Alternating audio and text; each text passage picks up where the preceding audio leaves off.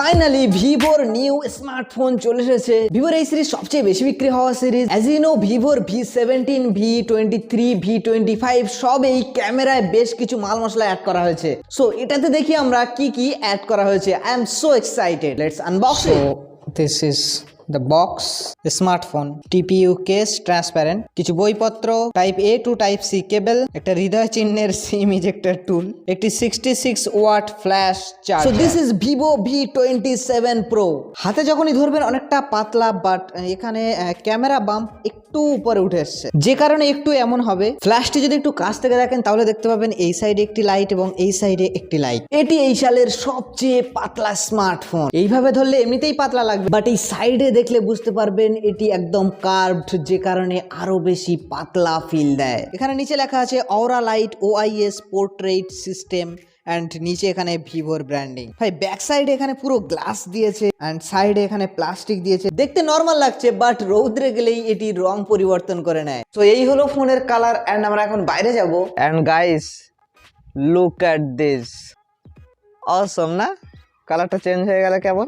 So guys, এর মানে যতক্ষণ রৌদ্রে থাকবে ফোনের কালার তত বেশি চেঞ্জ হবে, মানে আরো ডার্ক হয়ে আসবে।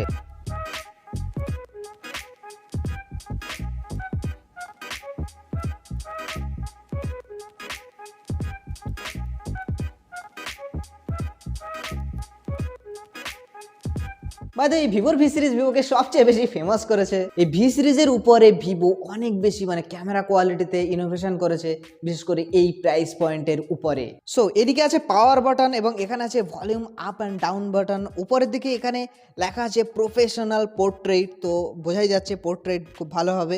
এবং এখানে একটি মাইক দেওয়া আছে, যেটি নয়েজ ক্যান্সেলেশন মাইক। এ সাইডে কিছুই নেই এবং নিচের দিকে আছে একটি সিম ট্রে, তার পাশে একটি মাইক এবং একটি টাইপ সি পোর্ট এবং তার পাশে আছে speaker grille. Now time to tell you about the features. ফ্রন্টে almost bezelless 3D curve display আছে, দেখতে একদম এডজ টু এডজ লাগছে এবং 6.78 ইঞ্চ ডিসপ্লে। সোয়াইপ টাইপ করতে কোনো অসুবিধা হচ্ছে না। 120 হার্জ স্ক্রিন রিফ্রেশ রেট। এখানে যদি আমি ইউটিউব খুলি, ওহো কালার টালার একদম সুপার ভাই।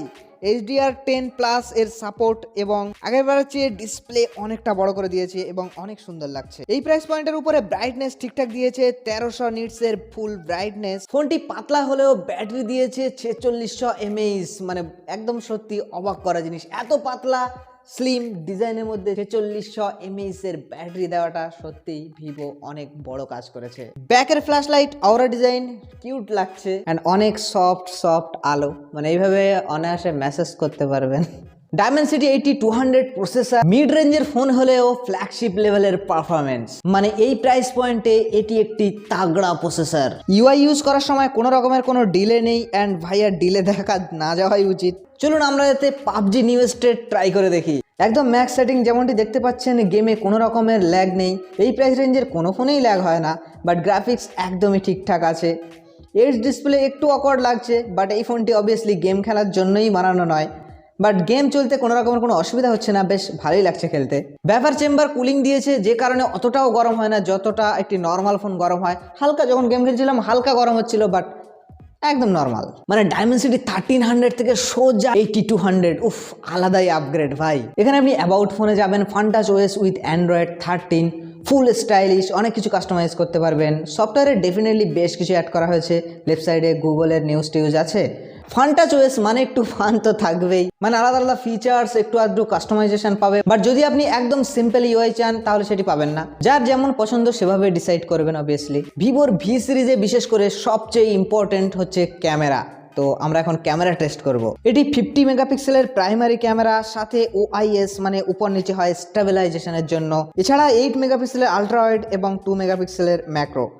সবার প্রথমে ম্যাক্রো টেস্ট করব। ম্যাক্রোতে ভাই ফ্ল্যাশ জ্বলছে না, বাট ফটো ঠিকঠাক উঠছে। একটু কাপড়ের ছবি তুলে দেখি কেমন হয় ম্যাক্রোতে। এই হলো 1x, এই হলো ওয়াইড অ্যাঙ্গেল অ্যান্ড এই হলো 2x। নর্মাল কোয়ালিটিতে কালার টালার ঠিকঠাকই আছে, ডিটেইলসও মোটামুটি ঠিকঠাক আছে অ্যান্ড ওয়াইড অ্যাঙ্গেলেও ঠিকঠাক আছে, বাট ওয়াইড অ্যাঙ্গেলে জুম খুব একটা বেশি হচ্ছে না। কিন্তু 2x এর উপরেও একটু জুম আসছে এবং এখানেও ডিটেইলস ঠিকঠাক আছে এবং কালার অনেক ন্যাচারাল লাগছে। এখানে দুটি অপশান আছে, সেহেতু আমি ন্যাচারাল কালারটি অন করেছি এবং এখানে একটি ছবি নিচ্ছি, আর ন্যাচারাল কালার অফ করার পর একটি ছবি নিচ্ছি। অ্যান্ড এখানে ডিফারেন্স আপনারা বুঝতেই পাচ্ছেন, এতে কালারটা একটু যেন নেই নেই এমন একটা ভাব, আর এখানে একটু কালারটা বেশি মানে কালারফুল লাগছে। যে সেলফিতে এখানে 50 মেগাপিক্সেল ক্যামেরা ইউজ করা হয়েছে।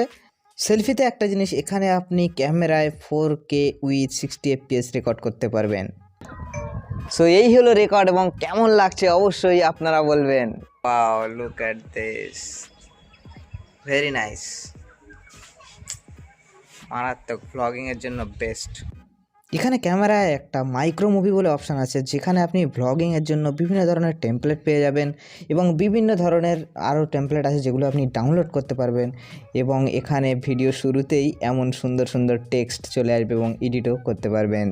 অন্ধকারে ফটো তুলেই আসল সত্য যাচাই করতে হবে।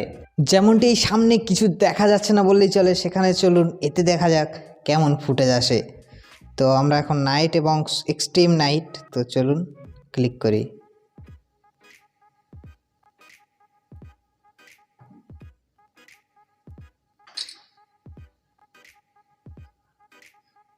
And wow, look at this, amazing! Wow, ফটোটা কিন্তু খুব সুন্দর ক্যাপচার করেছে, যেখানে চোখে কিছু দেখা যাচ্ছে না বললেই চলে, সেখানে কিন্তু ফটোটা এত সুন্দর উঠেছে।